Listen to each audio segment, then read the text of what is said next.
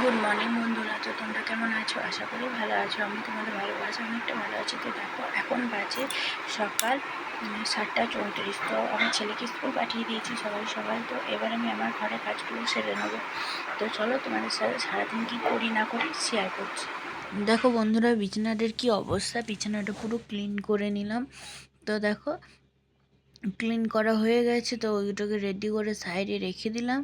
তো সব কাজ বাজ সেরে এসে মুখের অবস্থা দেখো, পুরো ঘেমে টেমে চান করে গেছি একদম যা তা অবস্থা। তো চান করতে যাওয়ার আগে আমি না বসে বসে আগে সবজিটা কেটে নিলাম, কারণ সবজি কাটতে অনেকটা টাইম লাগে, তো সেই জন্য।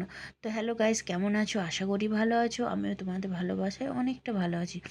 তো আমার ভিডিও তোমাদের কেমন লাগে প্লিজ কমেন্ট করে জানিও।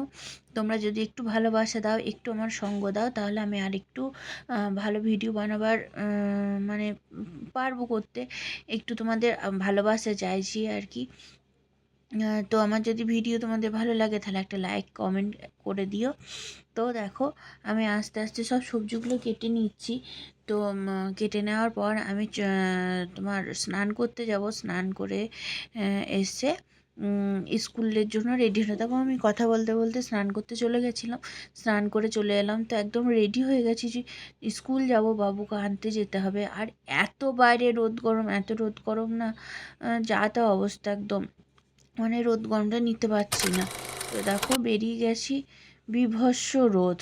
মানে দেখো কি অবস্থা, রাস্তাঘাটে মানুষই কম, এত গাড়ি ঘোড়া সব কম, এত রোদ গরম, মানে থাকা যাচ্ছে না রোদে। পুরো গা মুখ জ্বলে যাচ্ছে, মুখ চোখ, জানো তো, এত রোদ।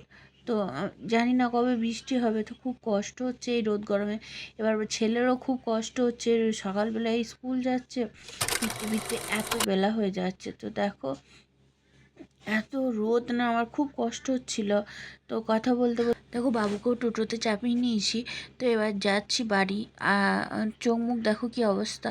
তো বাড়িও পৌঁছে গেলাম। বাড়ি এসে একটু ফ্রেশ হয়ে নিলাম। ফ্রেশ হয়ে নিয়ে দেখো কাঁচা আম রেখে গেছিলাম, ওই আমটা খাচ্ছিলাম। তো আমার মতন কে কে কাঁচা আম খেতে ভালোবাসো কমেন্ট করে জানিও। চলো টাটা।